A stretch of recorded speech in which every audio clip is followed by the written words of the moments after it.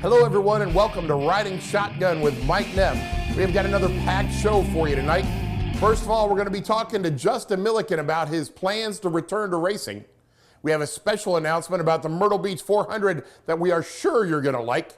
It was back to school night at Myrtle Beach Speedway, and we went back to school with the Pulliam School right across the street from Myrtle Beach. But first, let's take a look at the racing action and what very well could have been the race of the year in the late models. Matt Cox was all smiles at Myrtle Beach Speedway on Saturday night.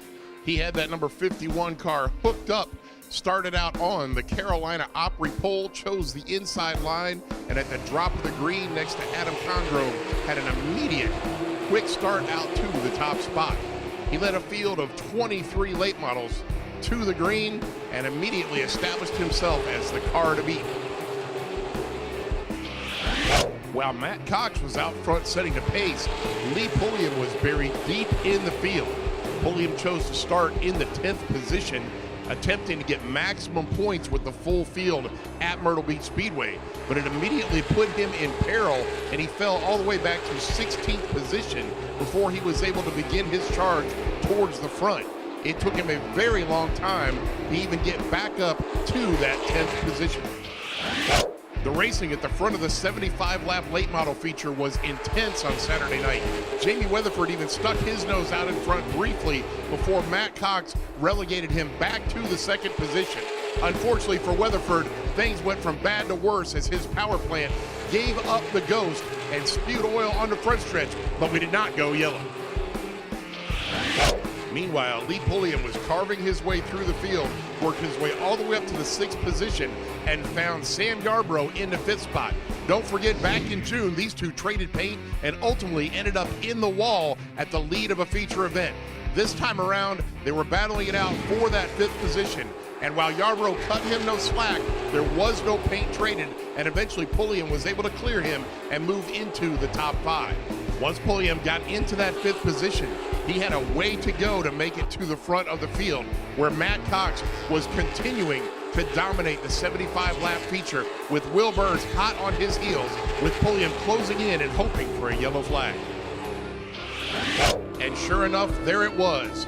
Trevor Rizzo went for a spin out of turn number 2 to bring out that yellow flag that Pulliam was hoping for.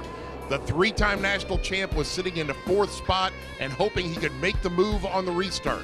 Matt Cox took the outside line and mentioned after the race that he was not going to let Pulliam beat him on the outside of the track. So as the green flag went in the air, Cox jumped out to that top spot, but here came Pulliam.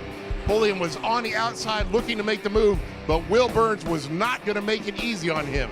As they came out of turn number 4, Cox threw a block on Pulliam and relegated him to that 2nd spot, where Burns continued to battle with him over the final 9 laps of the event.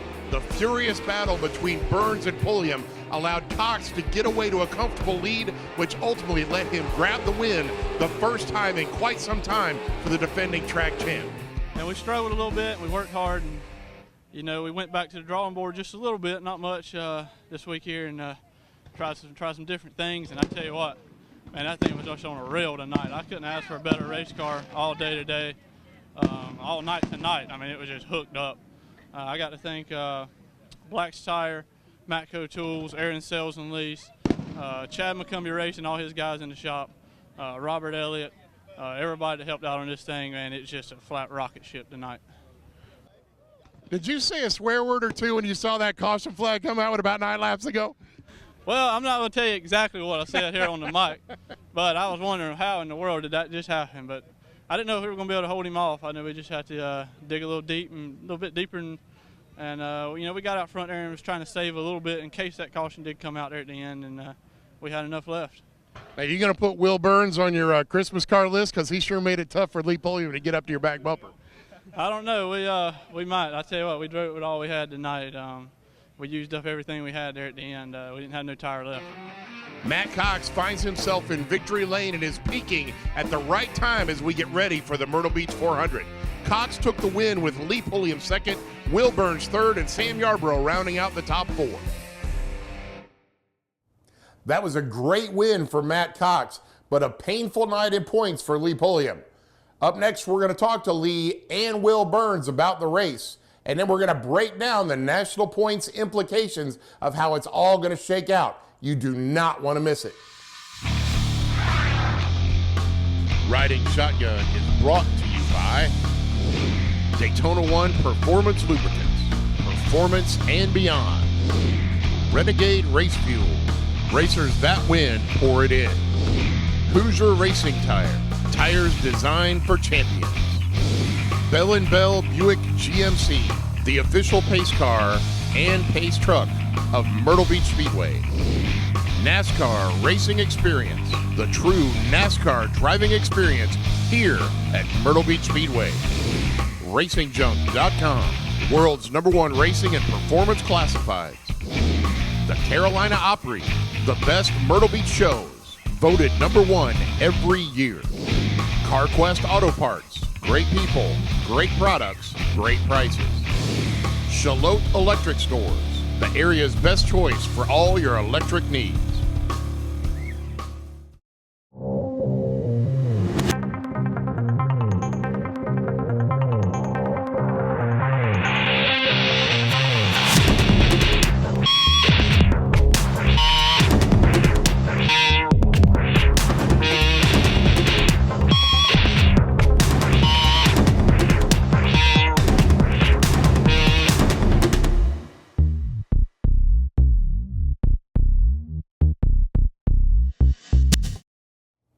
Welcome back, folks. Although Lee Pulliam qualified in the top 5 on Saturday, he chose to start from the 10th position. In the Whelen All-American National Points, you get an extra 2 bonus points if you are able to win the race starting 10th or worse. As points are at such a premium now coming down to the end of the season, Pulliam chose this opportunity with only 1 feature for the night to start in a 10th position to see if he could maximize his points. That was crucial due to the fact that coming into this weekend's race, he was deadlocked with Trevor Huddleston for first place in the national points. While Pulliam made it all the way up to the 2nd position, on that late race restart, he was unable to clear Will Burns until the final couple laps of the race and simply ran out of time before he could track down Matt Cox and contend for the win. Early on, you kind of dropped back. Was that by design just because there were so many cars getting kind of crazy up there at the front? Yeah, I really, I had to start 10th tonight and really gotten kind of a couple bad situations there, and I kind of played my chess game a little bit wrong. I should have made a couple more different moves, but trying to have a race car in one piece, and felt like we may have had more cautions than what we did, but we had a good race car. We just, fell back to like 16th place and come back up to 2nd, and about 3 more laps I'd have had something for him, but you don't get that. It ain't a 78-lap race, it's a 75-lap race. So just driver messed up a little bit, and just it's tough though. You talking about winning from 10th, it's tough at any racetrack. So I'm just pretty hard on myself, but I wish if I could do it over again, I'd like to rewind about 30 minutes and change a couple moves I made. Right on. Now, Will Burns gave you a heck of a run there in the 2nd spot. Was if you'd been able to clear him a little quicker, you think that would have made a difference? Definitely, yeah. He was doing his job. I had a bad blast racing him, and nobody gives you nothing around here, and that's what you want. So it was door-to-door hard racing, rubbing, and he had a really good race car. I needed to clear him like 2 laps earlier, and once I got clear of him, I started running the 51 down, but it's too little, too late. When that caution came out, I really expected Matt to give us the outside. He'd kind of run on the inside all night, and so that shocked me. He pinched me down a little bit. That let Lee get up beside me, and me and him raced really hard, and it's always fun racing with Lee. He's such a clean race car driver and a national champion. So always fun to say that you can race with him. But heck yeah, I wish y'all had more races down here. It's getting towards the end of the year now, but it was a lot of fun tonight. The competition, you ain't gonna find no tougher in the nation. Look at qualifying today, and look at qualifying at other tracks across the country. It'll be 2-3 tenths spread, and for us, it's within top 15 or within 2 or 3 tenths. So and it'll be 2 or 3 tenths from 1st to 2nd at other racetracks. So if they want to see competition, they need to come down here and race. To say Lee Pulliam needed that win is an understatement, because across the country, Trevor Huddleston was doing exactly what he needed to do to take the lead in the national points. Kern County Raceway had twin 30-lap late model features, and as Huddleston told us the last time he was on the show, he started 10th in both feature races to try to get maximum points. In the first feature, he took the lead on the 24th lap and went on to take the victory. Started 10th in the second feature and made it to the front at lap 14, scoring full field wins in both feature races to assume the lead in the Wheeling All-American Series national points. To say Lee Pulliam is out of the national championship hunt is a bit premature, but the odds are definitely stacking up against him. We want to give a quick shout out to some of the guys that we haven't seen around the track in a while who came back to race with us this weekend, including Thad Moffitt, who finally got his engine back together, the Burns brothers, both Will and Jeremy, and Trevor Rizzo, who's joined us the last 3 or 4 times that we've raced. Also, Adam Congrove, he shows back up and starts on the front row. All those guys were coming in to get some extra practice in before the granddaddy of them all, the Myrtle Beach 400 at the end of November.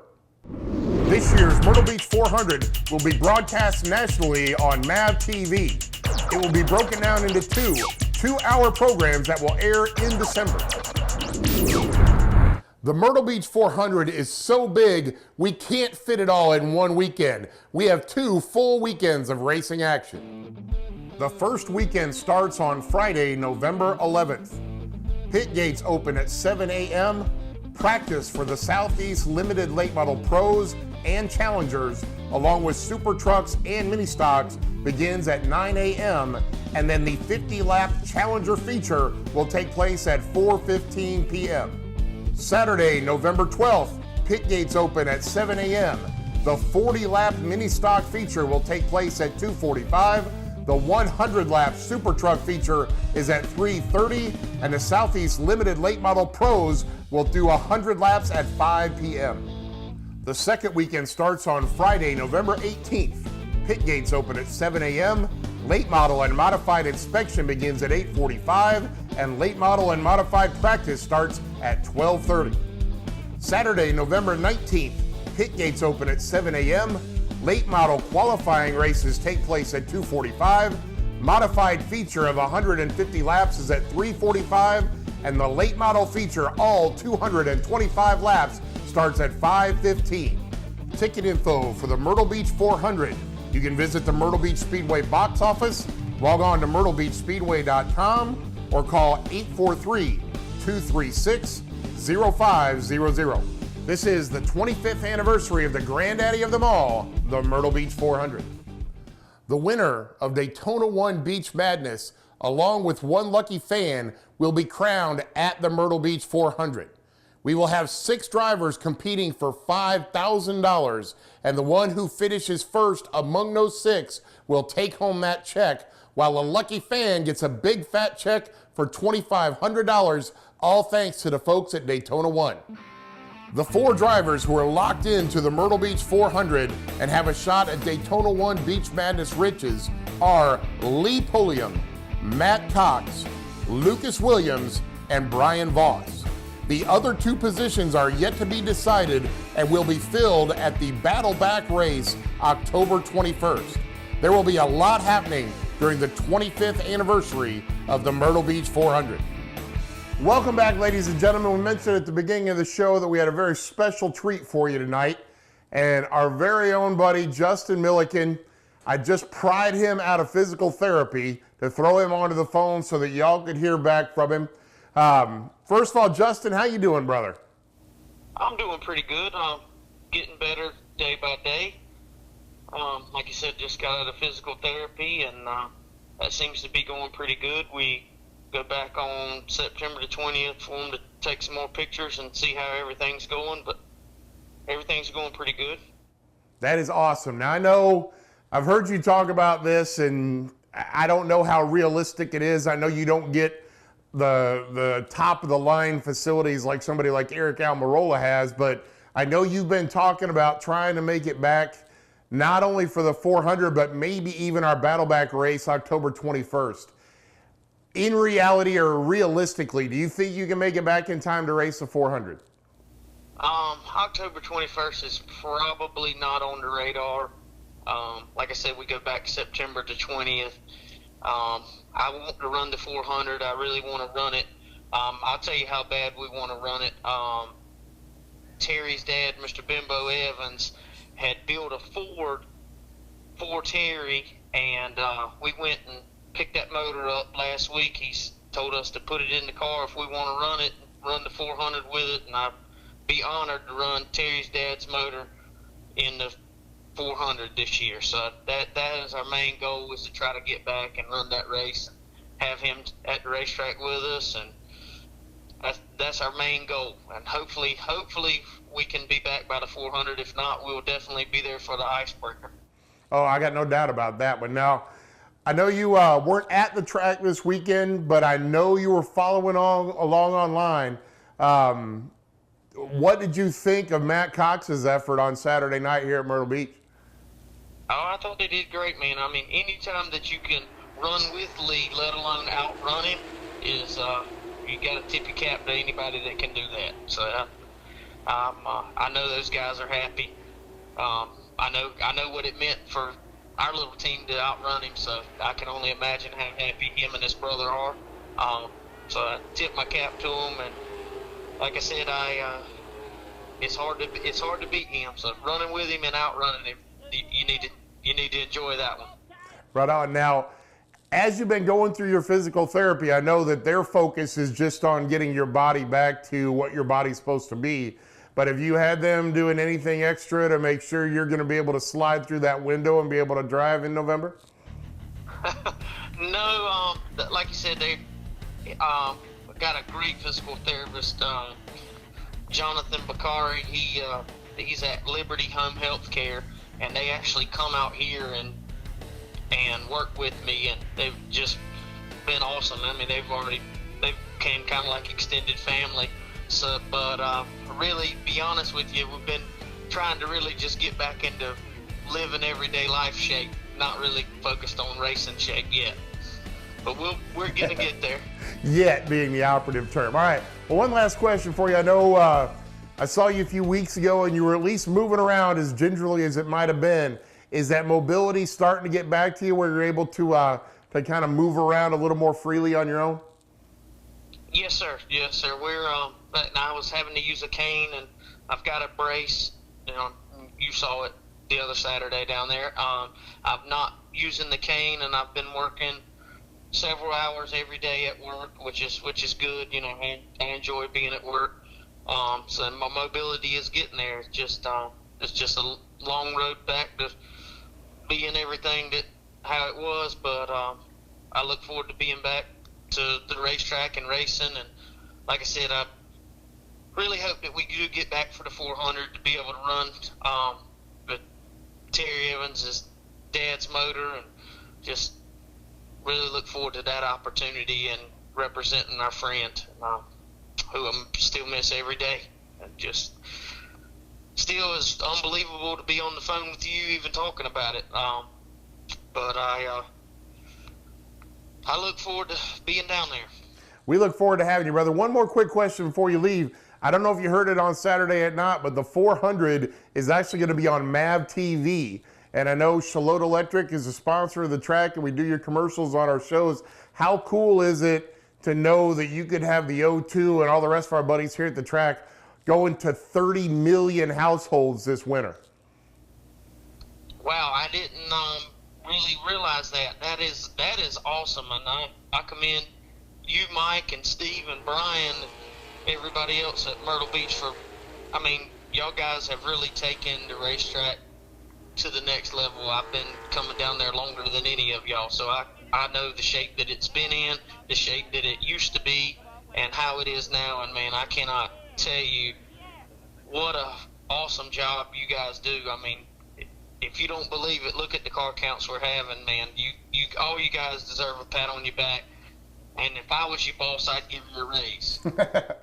Well, we sure appreciate you coming out and racing, because it's the shows you guys put on that end up making the fans come out and end up making the product great. So we're going to say later to Justin. For right now, we really appreciate him coming on board, and we are all very thankful he's getting better and looking forward to having him come back to the track soon. For now, we're going to check out to a little bit of a break. When you're back, we'll get you some more Riding Shotgun. Welcome to the Wheels of Yesteryear Car Museum. This amazing collection has been over 45 years in the making. The vehicles displayed at Wheels of Yesteryear allow museum visitors to see and appreciate the true beauty and craftsmanship of cars from previous eras. Dedicated automobile enthusiasts and casual fans alike will find something interesting and exciting within the auto showcase. Take a trip down memory lane at Wheels of Yesteryear, Highway 501, right next to Myrtle Beach Speedway.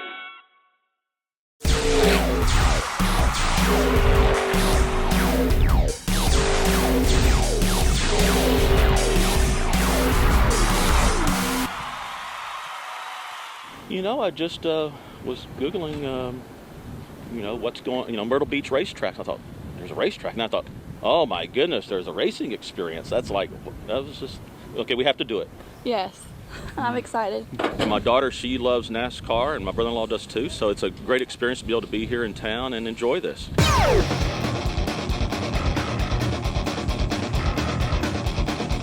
She's going to be 24 here in a couple of weeks. She's a little nervous, but she's going to have a great time. Very nervous. It's awesome, just awesome.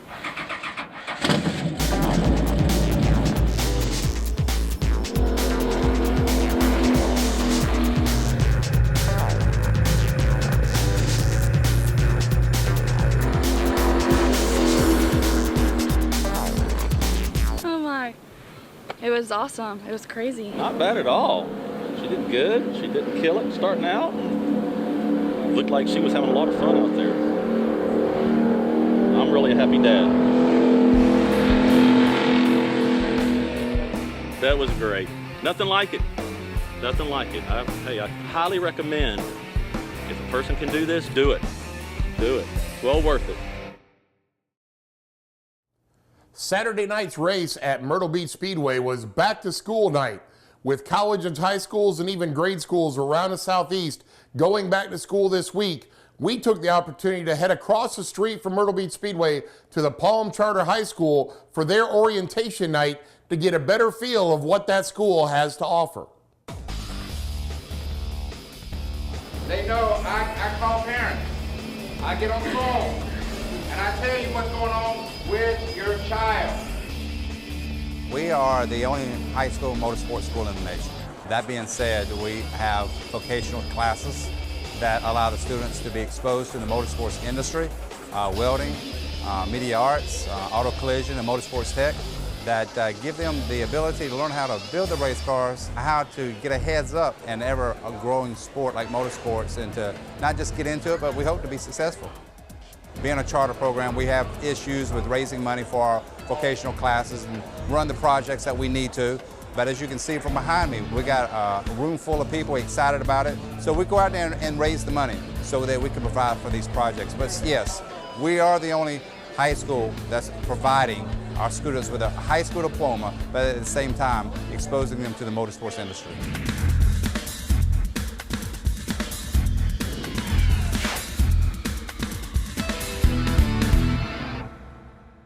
The Palm School teaches motorsports to the youth of today so that they can be the workforce of tomorrow. One of the recent graduates of the Palm School is Alex Hicks, a competitor in our Charger division, and we caught up with him before our races on Saturday. I've always raced since I was a kid, since I was 8 years old, and we thought it was just a great opportunity to go and if regular school wasn't exactly for me, then I could go there and obviously learn a trade about something that I enjoy to do, and that's racing. Everything from welding to metal fabrication, from building a race car from scratch, setting it up, everything that happens at a racetrack or you see on TV is what we've learned there. Hey, you talk about building a race car from scratch. The car that you race here at Myrtle Beach Speedway, you actually built at Palm School from the ground up, right? Yep. I have everything from putting a motor in it, setting it up, everything's all done at the school. Very cool. Now, In addition to the motorsport side of it, you still get all of the other regular education that you get in a normal high school, right? Yep, they still have all your core academics from math to English, science, and history. You still learn all that as well as a trade like welding or metal fabricating or anything on race cars. Just being around the sport is just what I enjoy doing, whether it be racing or working on the cars or even just being around the shop. You know, if you enjoy doing it, you're going to be around it no matter what it takes. There you go. So if you're interested in getting a job in the motorsports industry and you're in the Horry County area, Pulliam Charter School can hook you up with a pathway to the racing industry. Let's see how our Pulliam School graduate did this past Saturday. We had another full field of Chargers at Myrtle Beach Speedway on Saturday night, and Joe Armakovich found himself in that familiar pole position, choosing the outside line for the start of the race next to Chris Granger. Armakovich grabbed the early lead and stretched it out ahead of Kevin Barnhill, who tried to keep him honest. Meanwhile, Alex Hicks charged through from his 9th starting position and ultimately muscled his way by Chris Granger coming out of turn number 4 to work his way into the top 3, but he simply ran out of time before he could track down Armakovich, who brought that familiar number 27 back to the all too familiar Victory Lane celebration in the Island Pools and Spas Charger division.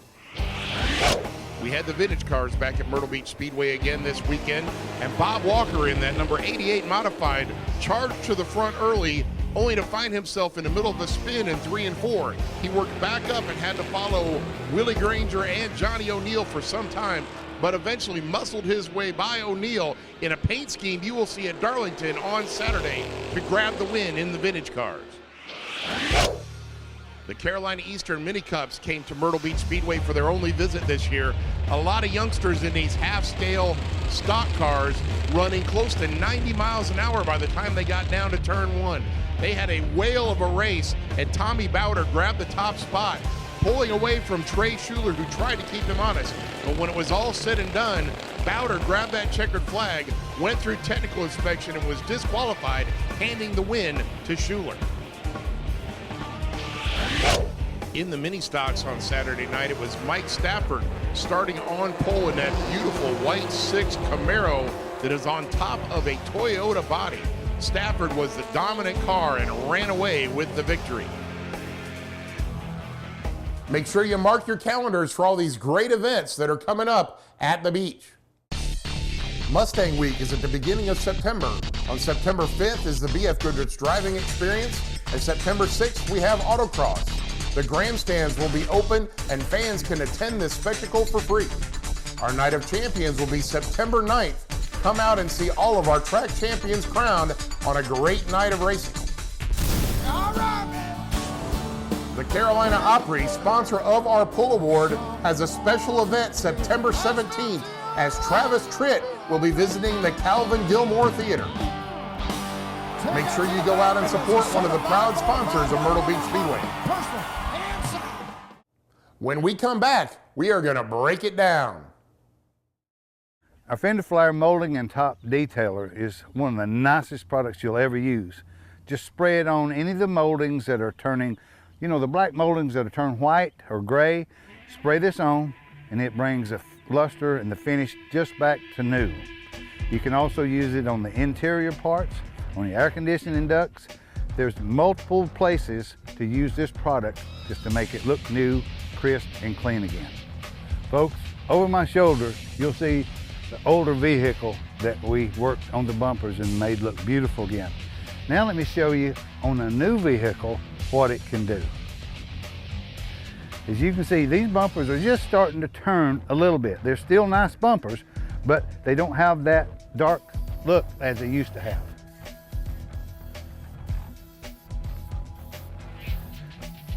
All you gotta do is spray it and walk away. And you've got a new look finish. Now you can see the difference on the left versus the right. Also, let me show you a couple of places on this Jeep, even though it's very pretty, how we can make it prettier.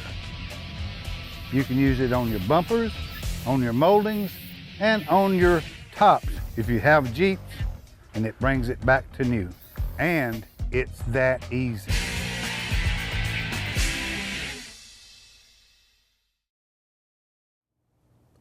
Welcome back to Riding Shotgun, ladies and gentlemen. It is time for the breakdown segment. Sometimes we like to think a little outside of the box here at a breakdown, and tonight is one of those nights. This week we got to see Conor McGregor and Floyd Mayweather duke it out in Las Vegas in a boxing match, which is not McGregor's forte, but he still had some knowledge of how to do it. It wasn't like a total duck out of water. Boxing has been on a bit of a downturn over the last, 10 to 15 years, and trying to drive up interest in that sport has been a challenge. MMA fighting, on the other hand, has been on a steady rise.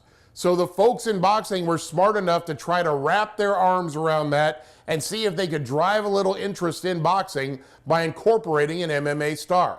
Lo and behold, you saw about $3 or $4 billion when it was all said and done flying around between gambling and pay-per-views and everything else that went on out there around that fight. But the bottom line was you had a lot of people talking about it, especially a lot of people that weren't boxing fans. Right now in the racing world, a similar thing is going on. NASCAR has been on a decline for a while. Asphalt racing has been on a bit of a decline. Dirt racing has been doing really well, but asphalt has been struggling. So we ask ourselves, what could we do to maybe breathe a little life into the asphalt side, especially the local short track racing?